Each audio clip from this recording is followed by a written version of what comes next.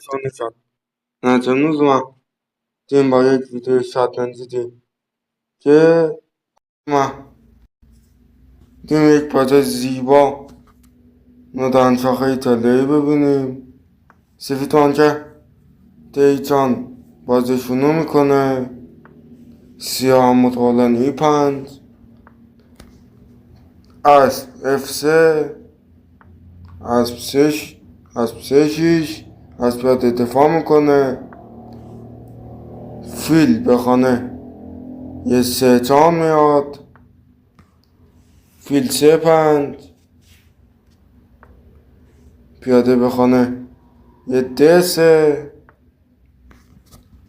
اسب E7 زیاد هانکه دکستانشینیش و خیلی مشکو که بیشتر بازی کن نه اسب میزا من F6 ولی این بازیکن ما اسب گذاشته E7 و حمله آنو به جون خونده. اسب J5 سیاه اشتباه بعده میکنه و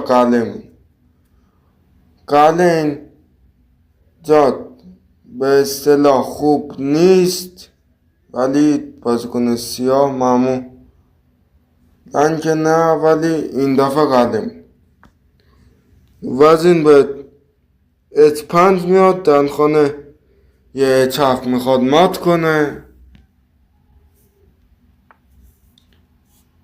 چیزی بازی میکنه تا از ماتی جلوگیری کنه. به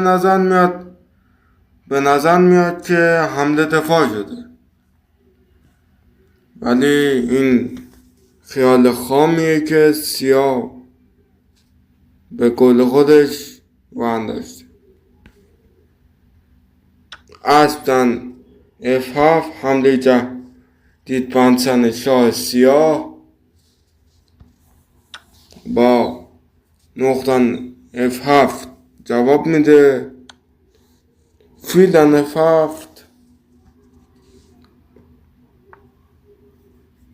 شاه F8 تازه داشتیم که اگه شاه H8 نفت و فیل دن H6 پیاده دن H6 وزین دن H6 بازی سیاه تمومی شد و این سیاه مات میشه. فیل برمیگن D3 تهدید ماتی. سیاه با وزین دفاع میکنه. وزین E8 و حرکت تاکتیک که سفید که این جا میزه نه پیشاد نونم ویدیو استوب کنید و این بازی جذاب این حرکت جذاب خودتون پیدا کنید. میدونم که استوب نمیکن میتون خیلی کنجکاف اینجا بدونین این حرکت چیه. وزین دنه چیش با پیاده میزنه و فیل دنه چیش بازی تمام میشه.